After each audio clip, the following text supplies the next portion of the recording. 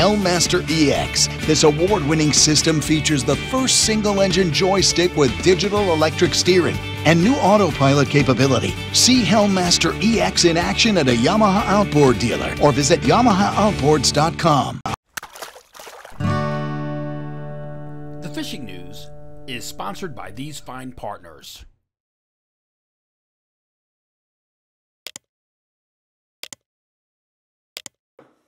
In this week's video fishing forecast for the New Jersey Delaware Bay region, I'm back at my desk, sitting and watching along as the Atlantic States Marine Fisheries Commission meets in Annapolis, Maryland this week to discuss, among other things, fishery management options for the future, the fate of striped bass hanging in the balance. I'm Jim Hutchinson with the New Jersey Delaware Bay edition of the Fisherman. It's Thursday, October 24th, and while that sounds a little dramatic, there is plenty of drama this week with regard to ASMFC and striped bass. But without boring you with all of the gory details at the beginning of our weekly video, let's talk the good stuff first and save the fisheries mumbo jumbo for a little later in this week's program. Perhaps we'll save it until after George's segment from the Poconos. Action-wise, yeah, there are a few striped bass as of this point moving in across the border now, big stripers. Hasn't been gangbusters just yet, but I expect the blitz-like conditions to begin at any point now. Now, my buddy Adam Aguiar, he always updates me and lets me know in the middle of the night how he's doing. He's been running all over the place looking for a score. He did hit a 21-pounder to start the week, creeping while I was sleeping, whereabouts unknown. He also mentioned the other day, I think yesterday, maybe this morning, I forget, that he had a 30-pounder, somewhere in the 30-pound range. Again, working the night shift. Though Aaron Smookler said he caught this quality bass by kayak while trolling a chartreuse metal lip during human hours. Didn't say exactly where, but I'm thinking perhaps Raritan Bay. It's been a lot of hit or miss, more so with the surf guys, but also the boaters as well at the north end of the state. Think from Shark River to the north, to the tip of Sandy Hook. Some days and some tactics are hotter than others.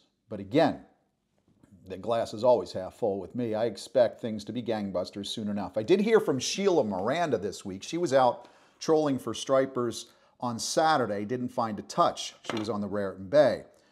That was right up until the final bell.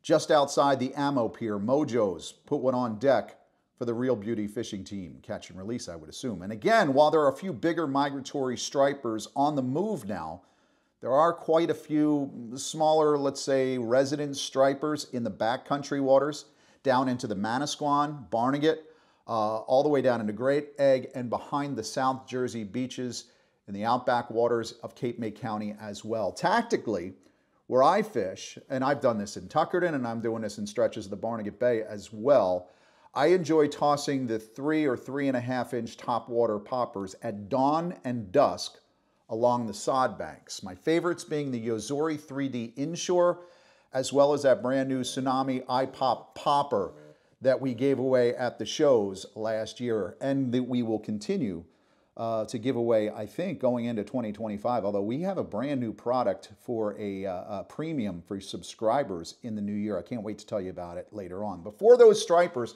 typically come up on the sedges at night to hit on those top waters, you can also often find them in the nearby holes or quiet channels where the swim shads work. Kettle Creek swing shads, for example, the smaller Tsunami molded plastics, and the NLBNs as well. One of late that I've been using with some success, believe it or not, is a saltwater power bait, a coal shad from Berkeley, which I can put on a jig head. Make sure to grab, I love the jig heads with the big eyes. I just think the big eye jig heads are the ones. I love those big flashing eyes. But when you're rigging your own plastics, that's best so that you can adjust the jig head accordingly, depending on the tide, the current at the time, to be able to get that close to the bottom. I have caught an undersized fluke on every one of my striper trips in the backwaters of Barnegat Bay over the last 2 weeks. Those fish are cold too. The water temperature's down a little bit low. I get so hungry when I catch one of those fish I have to throw back. I was out with my buddy Pat the other night where I got a couple on those cull shads, the Berkeley power bait, right up until the sun hit the ground. When the sun touches the horizon, That seems to be the time when those bass get up along the sod banks, especially higher water. It was really good right after the moon because a lot of water was rushing along the grasses, but that seems to be the key time, those magic hours. Water temperatures, as I mentioned, out back where I've been fishing in the Barnegat Bay, low to mid 60s, could be a little cooler in other stretches as well. But these cooler nights should be good for the movement of striped bass out front, and I know it's definitely gotten the bait in the back kind of kicking towards the inlets. So everything is sort of coming together as we head towards the end of October and the very first month of November, the 1st of November, which is, of course, next weekend. So with a week to spare before November, the November edition of the Fisherman magazine is out this week with Captain Scotty's Sevens with our cover selection for the month of November, commemorating the tog bite at the Jersey Shore. The bag limits, of course, go up to 5 fish on November 16th. I expect the for-hire boats are quickly filling already the available space as folks schedule their mid-November to January spots for blackfish. Let's take a peek inside the table of contents for the New Jersey Delaware Bay edition, November. Frank Mahalik offers tips and tactics for scoring a double-digit tog. Captain Connor McLeod has some catch and release striped bass advice, which, as I'll tell you later on, is pretty important to consider now. Captain Scott Newhall has a message for Atlantic and Cape May County striper fans that the action that you get sometime in November, December should take you all the way into the new year. Tom Paggs lays out the fall stocking of trout in New Jersey, although I do have some updated info to tell you about fall stocking here in the Garden State in just a couple of minutes. And finally, the wild November surf as detailed by field editor Nick Honicheski. All of those articles are designed, of course, hopefully to get you geared up for the entire month of November. But in addition to those 5 local features, you'll also have 5 more feature articles in the glossy section with the same goal of catching more fish. I wrote up a piece on sand eel stripers with various lures for the fall madness. Matt Broderick has lure advice for run and gun striper action by boat. Dave Anderson, he takes tog, puts tog in his mind. He thinks like a fish in terms of finding some good structure. My man Lou Martinez, with a look at the fish of 10,000 casks, the muskie, although more specifically the tiger muskie, the Norlung, the hybrid of a northern pike and a muskie. And New Jersey has a pretty darn good fishery as far as that's concerned. Of course, Captain John Raguso has his regular monthly feature as well this month. He's talking about offshore and mid-range action lasting through the month of November. You've got the news, the calendar of events, my editor's log, new product spotlights, our monthly hotspot fishing reports. I even sneaked in a few photos this month of photos that I've received from all of you. That will be in that November edition. Subscribers, you should get it in your mailbox Thursday, Friday at the latest. Newsstands and tackle shops should already have a copy by the time you're watching this. Now, as I noted earlier, our blackfish limits in New Jersey get a bump some 23 days from now. But one fish is still in play, of course, which makes 13-year-old Isabella Novelli pretty happy. Her personal best of 6 pounds over the weekend while aboard the Mr. D out of Point Pleasant while fishing with her mom. Once again, I'll remind you, there are plenty of blackfish on the jetty rocks right now. Noel at One Stop Bait and Tackle in Atlantic City has been talking up that action. That he's almost inferring it's the best he's ever seen. A 1 fish bag limit in New Jersey right now is good for jetty jocks. Those folks are picking away at throwbacks on their way to that elusive blackened blackfish. Another young lady getting in on the tog bite, similar to Isabella, and helping do the same is Jenni Ackerman, who was invited along with the Bayhead Shores Fishing Club for a kids' blackfish tournament at the canal this past Saturday. Jenni said it was a super fun day that started off with hooking into fish and having the kids reel them in, which led to the kids hooking blackfish on their own and landing them themselves, which then turned the kids into teachers. They started teaching one another how to get in on that tricky tog bite. Way to go. From one contest to another, on this week's Open Boat, Jenni kicks off round 1 of the first ever Open Boat Surfcasters Challenge. Are you up for it? Here's Jenni with all the details. Hey Hey everyone, welcome to the surf. On this week's open boat, I am going to be challenging you guys for 3 parts of a challenge. I'm calling it the Open Boat Surfcasters Challenge. Now, what we're gonna do is I'm gonna air these, given like good space in between other open boat episodes to give you guys a shot. But I'm gonna challenge you guys to catch fall run stripers on a specific lure. And the first week, I want you guys to catch stripers on a teaser. So you have your teaser rig here. You can have on the bottom an Ava jig. You can have an SP minnow, whatever the heck you want. And this is a prime video for if it's blowing, we're going. So you know I'm out here in the wind. But I have my teaser tied on, and this is great for when the sand eels are around. We're gonna give it a cast for fun, why not? We're already out here, make it count. But what I want you guys to do for this challenge, go out there and fish, obviously, and then when you get a striper on the lure, based off of what day the challenge is, take a picture of it, quickly release it, and then you're gonna email it to me, jackerman@thefisherman.com, with your name and the region you're fishing in, you know, like New Jersey, Delaware Bay, Long Island, or New England. And you're gonna send it to me, and we're gonna go through 2 more episodes of this challenge. And when we finally wrap it up, I'm gonna showcase all you awesome subscribers who participated in this challenge. I expect to see a lot of you guys sending me emails after this airs. I really hope you do. It gives you a good incentive to go out there and fish, because I want to see your catches and all the teasers, because a lot of guys hand tie their own teasers. There's a lot of talented tiers out there that make their own, or you guys make your own too. Catching something on something you made is always rewarding. So enough talk, go out there and catch. And I hope to see your guys' emails soon. Good luck fishing. With 3 convenient in-water locations, Waterfront Marine has one of the largest inventories on the East Coast of premium brand boats. Their exceptional service department, fully stocked parts department, and ship store will ensure smooth sailing after the sale. Visit our 3 locations or online.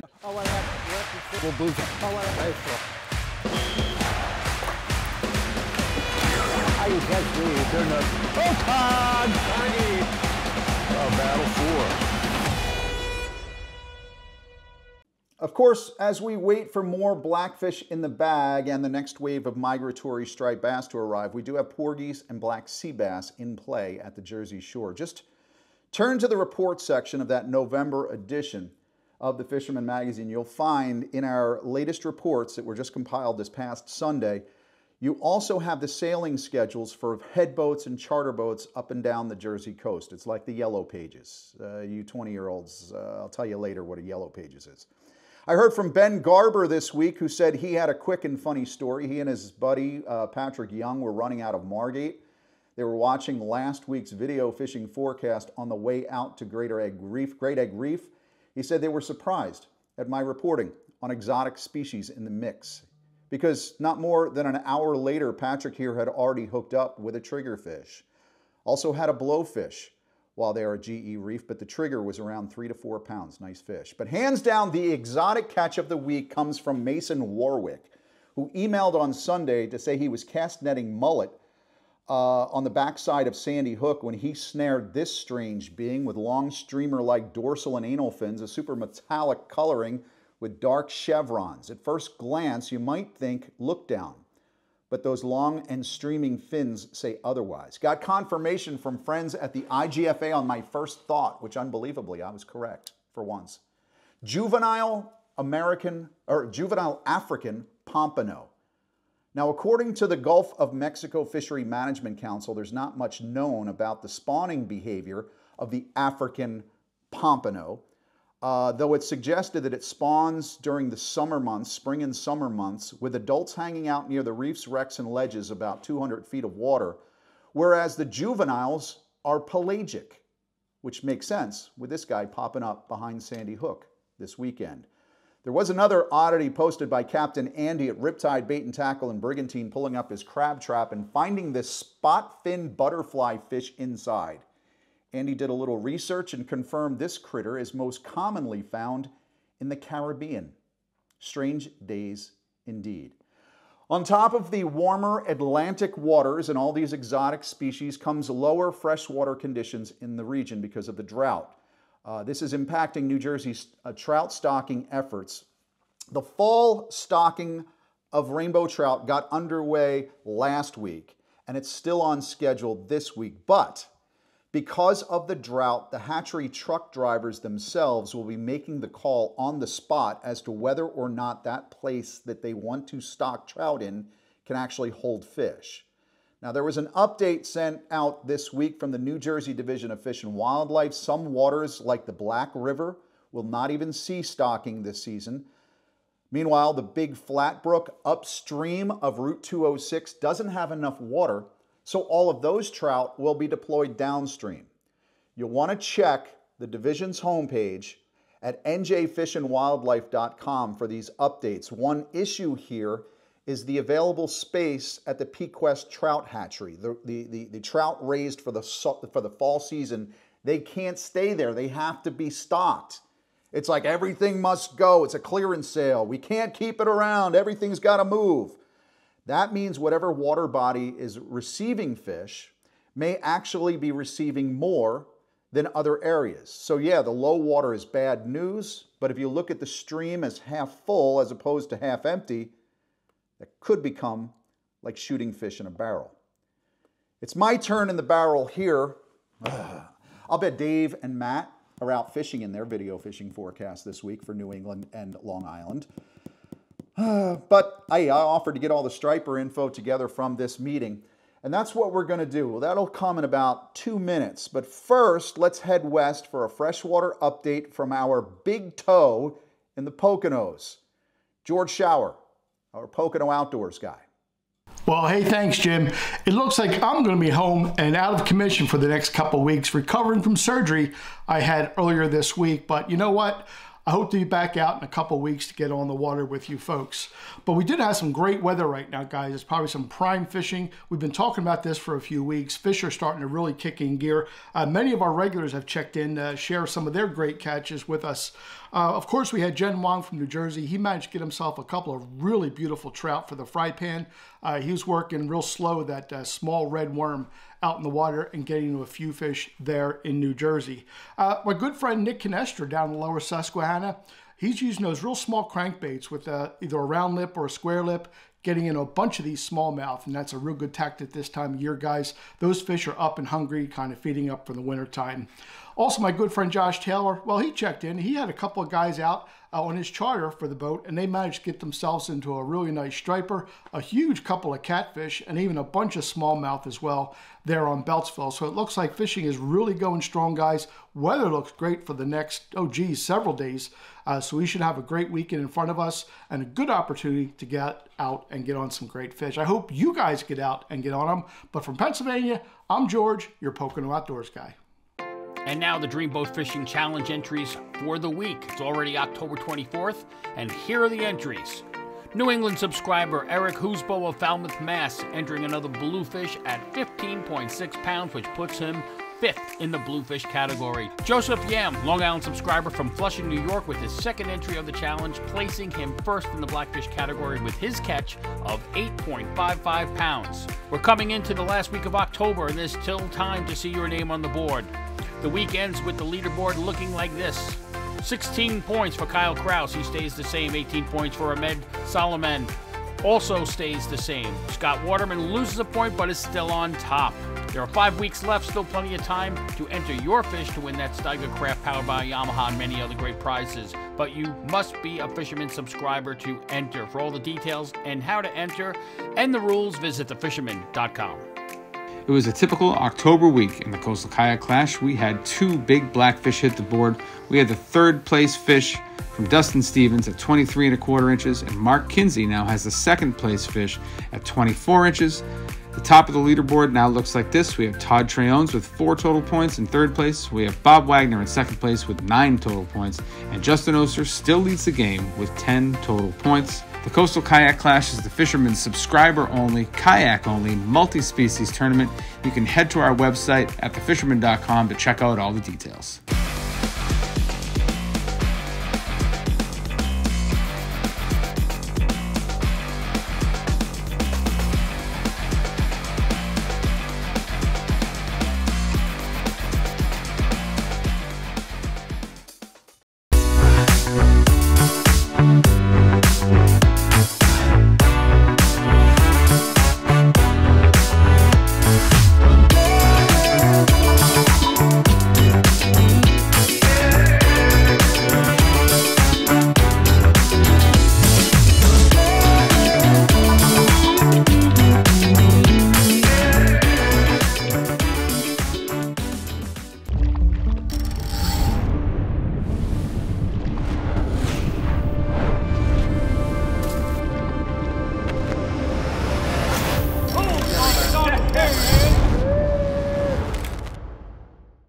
The Atlantic States Marine Fisheries Commission meeting this week in Annapolis, Maryland through today, Thursday. But on Wednesday the 23rd, the ASMFC's Striped Bass Management Board convened for a 6-hour afternoon session to deliberate over striped bass.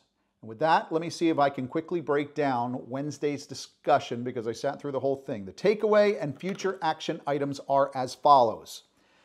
They voted to move to schedule a special Striped Bass Management Board meeting in December 2024 to consider board action in response to the 2024 stock assessment update. The board will consider action to revise the 2025 recreational seasons and/or size limits and 2025 commercial quotas to achieve a 50% probability of rebuilding by 2029 under the low 2024 removals with F, which is mortality, with mortality to increase in 2025 only. That's a projection. Now, the vote for these measures to change our striped bass regulations in 2025, it passed 14-1, with New Jersey casting the sole opposition vote against and Delaware abstaining. So how did we get here?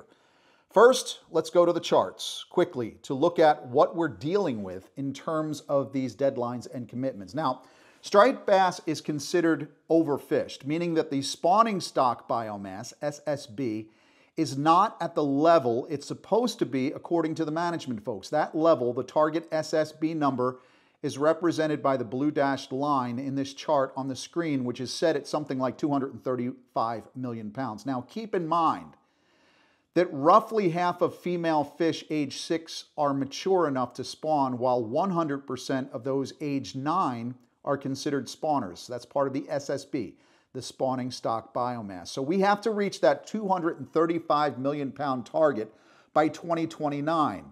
And if the SSB is not at that target level in 2029, that ain't good. And as long as our level of removals through harvest and release mortality still allows us to reach that target, we're not actively overfishing.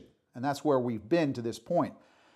But what we have is overfishing if we kill more fish than we should, and it takes us below the path to get to that rebuilding target in the time frame, which is where the ASMFC forecasting estimates says we are, or at least we will be, if we don't take action in 2025. So the first major dilemma that ASMFC is facing is that according to the Recreational Data Collection, the Marine Recreational Information Program, or MRIP, anglers are killing more striped bass than we should, as per the 2022 and the 2023 numbers.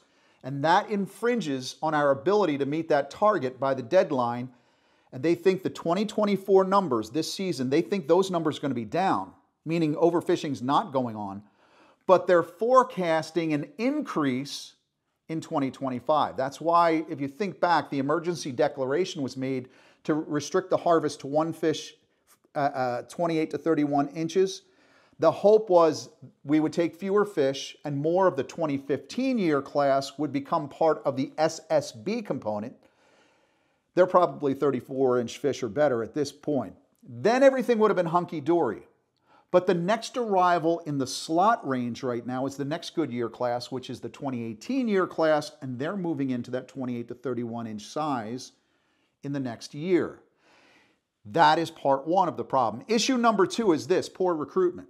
At the opposite end of the size spectrum, there aren't enough baby stripers for the future. That's not necessarily related directly to this problem with the SSB and the target number and the deadline.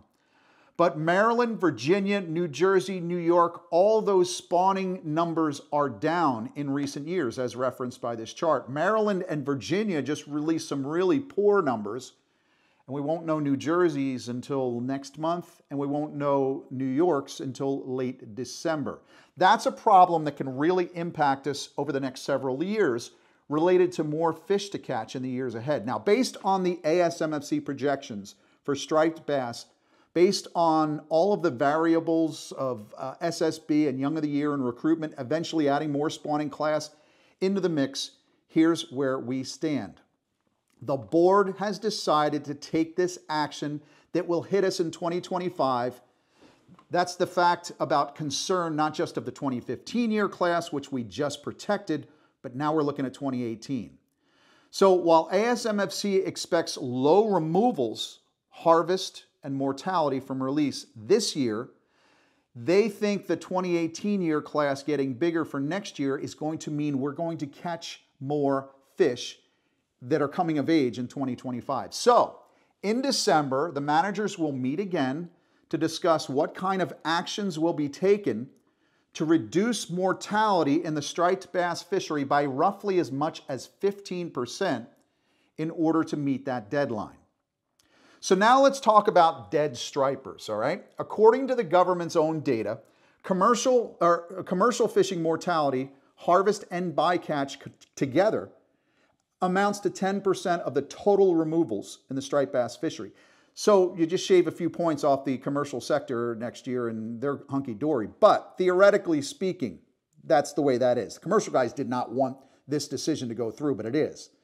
On the recreational side, that's the rest of the mortality, the other 90% of the dead stripers. We are the ones, according to ASMFC, doing all of the killing. That chart that I have on the screen now spells that out. It also spells out very specific components of dead stripers in the recreational sector. Roughly 50% of those removals come from harvest. The other 50% comes from catch and release mortality, a 9% mortality rate, which means that roughly 1 of every 11 stripers that we catch and release count as a dead fish. And this is where we're getting ready for a big poop show in the next couple of months as we head into 2025. I would point out that one organization in particular, the American Saltwater Guides Association, sent a letter into the ASMFC asking, no pleading perhaps, encouraging the commission to mandate zero harvest in the recreational fishing community starting in 2025, meaning only catch and release striped bass fishing would be allowed next year. I would note that a number of light tackle and fly manufacturers, businesses including Costa Sunglasses and Patagonia Outfitters, they signed on to this letter. I also saw where hundreds of individual anglers also signed on as well. The ASMFC was reviewing this. Roughly 90 New Jersey folks signed that letter, about 40 people from Pennsylvania, and another 6 from Delaware. Now, this is where I think the heavy debate is going to occur. You have this theory that by eliminating the 50% there of the harvest mortality, that everything's going to turn around great, and you could just have the rest of your mortality coming from catch and release, thinking that that's going to accommodate the full breadth of recreational cutbacks to meet the 2029 deadline and target. So, in December, ASMFC will be coming at us again after the technical committee meets to discuss how we're going to meet this reduction in the striped bass fishery in 2025. We could be looking at a complete ban on harvest, or a seasonal ban on harvest, or a complete ban altogether. I'm not exactly sure. What I do know is we're looking at some type of cutbacks in striped bass in 2025. We will follow up with that sometime later on this season as I get more information. I wish I had better news to share with you from my 6 hours sitting in front of this computer screen, but I don't. So buckle up the chin straps because it's just in time for the holidays in December we're going to get a big, fat, unreturnable gift from the good folks at the ASMFC. Ho, ho, ho. Listen, I took a lot of notes. I was getting texted along the way. I have a lot of notes, so if you have questions regarding this decision and what's to come, fire them off. Put them in the comment section of this YouTube video below. I'll take a look at it in the next week. I'll see if I can answer questions along the way, best I possibly can. By the way, I want to thank Shannon Richards if you're watching. I received this package from you in the mail. It's the Old Bluefish book from Al Ristori, circa 1984, under the Pete Barrett Productions imprint. This is indeed one of the classics. It'll probably go up on my shelf here, probably put it right next to the fish picture that's in the corner there. That's myself and my grandfather on a trip out of Ocean City, New Jersey, sometime in the 70s. But I appreciate it, Shannon. Thank you very much. It just brings back some memories of bluefish. And I'll tell you what, with the striped bass measures coming, I guess we got to hope that bluefish are going to be bountiful in 2024. That's the report from the ASMFC and your weekly video fishing forecast. I'll have more for you next week right here at thefisherman.com.